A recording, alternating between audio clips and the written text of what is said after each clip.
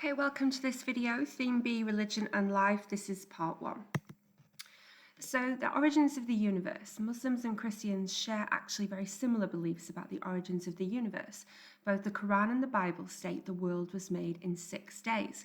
And in the Quran it states, the Lord is God who created the heavens and the earth in 6 days. So very specific there. The Bible explains what God created on each day of creation.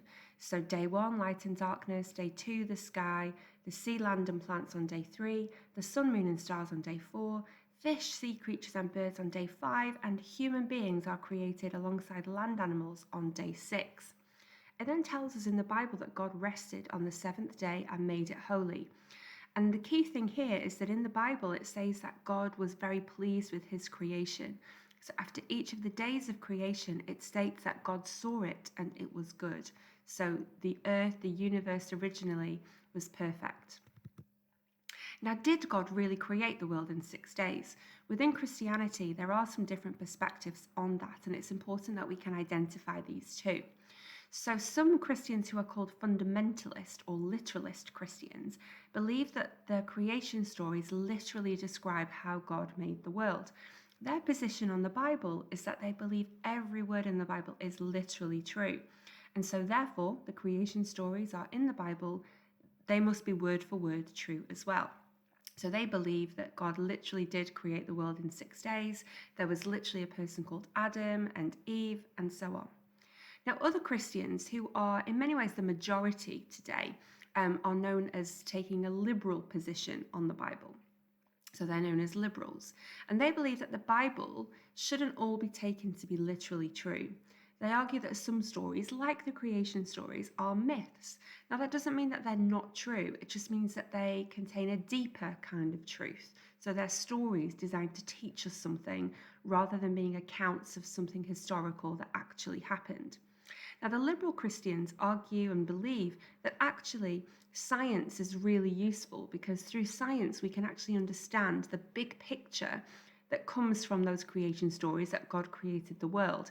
Because scientific theories like Big Bang and evolution can help us understand how God shaped his creation and actually how we ended up with the world being and human beings being as we are today.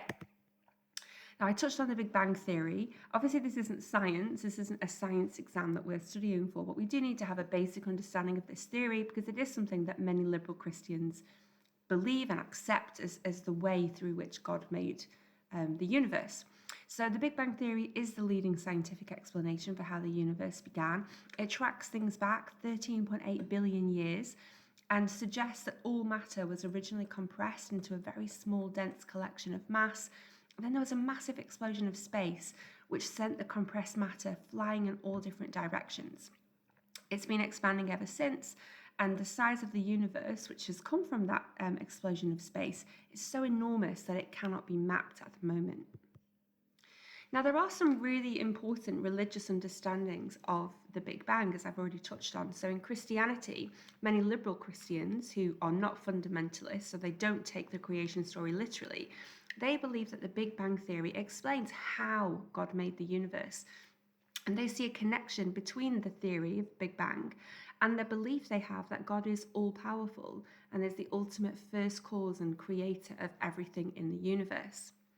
In Islam, many Muslims too believe that what the Quran teaches about creation actually closely connects to the Big Bang Theory.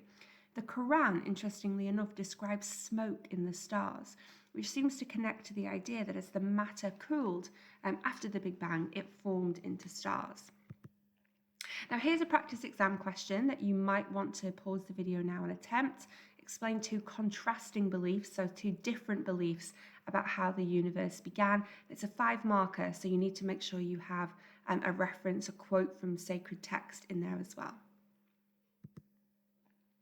I think at this point it's also useful to think about what some potential 12 markers could be, some kind of debatable questions. So again, maybe pause the video and see if you could come up with some arguments for and against those statements there.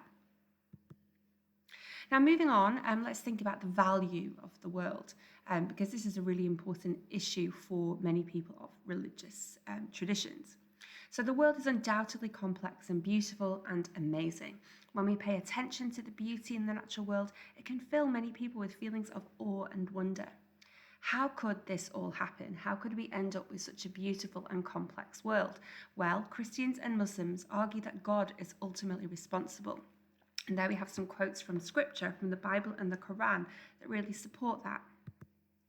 Now, in terms of caring for the earth, we've just mentioned that the world is so complex and beautiful. Many people who are religious believe that actually humans have a special responsibility to care for the earth because it has been created by God.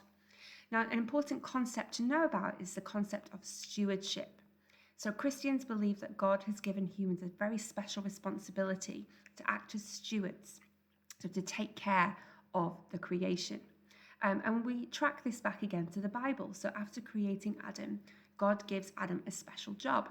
It states in the Bible in the creation story that the Lord God took the man, Adam, and put him in the Garden of Eden to work it and to take care of it. So that last phrase there, to take care of it, is really the most important. So as stewards of the earth, Christians believe they have a special responsibility to protect and take care of it. They believe the earth is a gift from God, and like all gifts, it should be treasured and valued. Islam also shares this belief in stewardship. So within Sunni and Shia Islam, there's the same belief that people are stewards or khalifa of the planet. And many Muslims actually believe that on the Day of Judgment, Muslims will be judged based on how well they have acted as stewards of the earth. Remember, in Islam, there's a belief that God is all-knowing. God is fully aware of all things. So God will take into account on the Day of Judgment how people have treated, the smallest of creatures, how they've nurtured the environment, how they taken care to avoid pollution and littering and abuse of the environment and that type of thing. Interestingly, within Islam, the earth is often seen as a place of worship. It's the place that God made. It's God's house, essentially. And so damaging it is seen as a sin. Now, a concept that's linked with stewardship is the concept of dominion. Now, in order to manage the earth, Christians teach that humans were given the power and authority as rulers over the world, over the creation. And this is known as dominion. And we can see a quote there to support it above the picture of the cute little turtle, when it says, "Rule over the fish in the sea and the birds in the sky and every living creature." Now, this idea of ruling over the world has been taken in a couple of different ways. So a minority of Christians have interpreted this dominion, this authority to rule, as meaning that humans can really do what they want with the earth because they're in charge. But most Christians take the responsibility of caring for the earth really seriously. The abuse and use of the environment is also something that we need to touch on here. Now, in the creation story, it states that God saw that it was good when he looked at his creation. Humans are given the job as stewards. Natural resources are believed to have been provided by God for people to use but not abuse, and that connects with the idea of sustainability. We can use things, but we need to replenish and make sure that we aren't just stripping the natural world of everything that it has to offer. As the global population continues to increase, it's perhaps more and more important for people to try and protect natural resources and find sustainable alternatives. And we would probably all agree with that.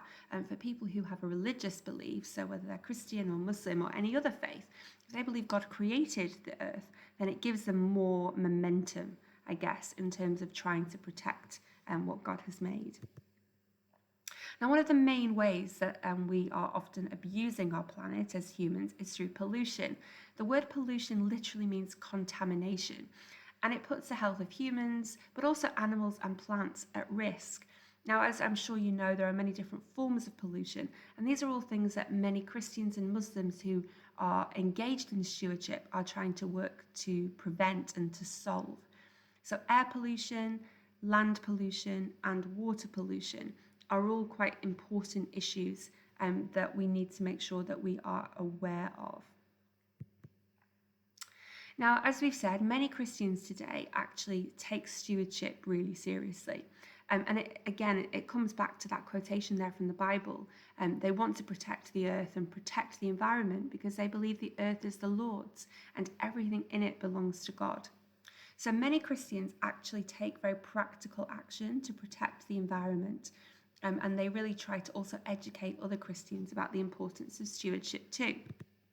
One specific example that it's really useful to know about of how Christians put stewardship into action is the organisation called AQA. So they're a Christian organisation, a Christian charity that are working for the protection and restoration of the natural world. So what their mission is to try and support individual church communities to improve sustainability, but they're also engaged in lots of big projects around the world, such as trying to raise awareness of microplastics. They're involved in trying to protect endangered species, and that type of thing. And here we have just a little infographic from AQA. Probably the most important thing to note there is that they're a Christian organisation, and it states there from their mission statement, underlying all we do is our biblical faith in the living God, who made the world, loves it, and entrusts it to the care of human society. Now, moving on to focus specifically on animals, there are some obvious ways, I guess, that we as humans have used animals. So hunting, food, work, scientific research, clothing, and pets, I guess, is a way that we use animals as well. So just take the time to make sure that you are familiar with some of these ways in which we use animals. You may not necessarily give much thought now to the way that clothing may make use of animals. You may not know that insects are often crushed to make dye. Well, you may not have known, but now you do, because it's right there on the screen. Now, in terms of how animals are used for food, let's focus on this a little bit specifically now.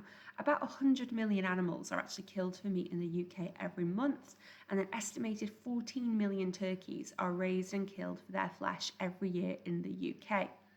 In the US alone, so just in the US, 9 billion chickens are killed each year, and 305 million hens are used for eggs.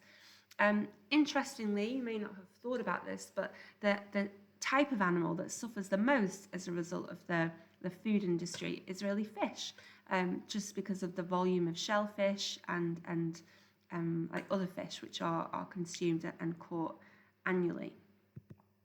Now, whether Christians should eat meat or not is quite an interesting issue, because in the creation story, it states that originally humans were designed to be vegetarian, because God said, I give you every seed-bearing plant on the face of the whole earth, and every tree that has fruit with seed in it, they will be yours for food. Some Christians argue that this shows that God intended for people to be vegetarian. However, after the famous story of Noah and the ark, where the flood waters subside, Noah is actually given permission to eat meat, presumably because it's just been a flood. There is no vegetation, there are no plants, there are no trees. Everything's just been washed away by the flood. So then Noah and his family are given permission to eat meat, where God tells him, everything that lives and moves will be food for you. Now, in the Bible, later on, in the letters that come at the end of the Bible after the time of Jesus, in the book of Romans, it states actually, in terms of advice for diet, that Christians can actually choose whether they want to eat meat or not. It's not something that is an ethical matter within Christianity. Whereas, of course, to contrast with that, of course, in Islam and, of course, in Judaism too, there are certain foods that are not supposed to be eaten. For example, pork. It's kind of the classic example there.